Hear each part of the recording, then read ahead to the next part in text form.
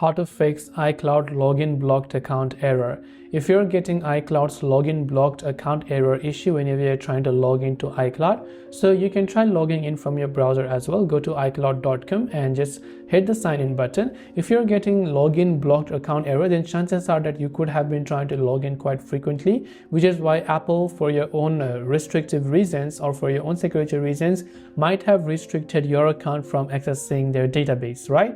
So most of the times, waiting a couple of hours should be able to help you solve the problem automatically, as this is only a temporary thing.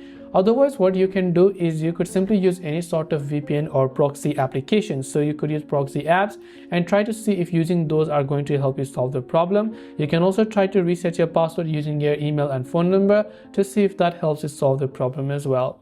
So hope this video helped you out. If you have any questions, feel free to leave them down below. Thank you for watching and see you soon in the next video.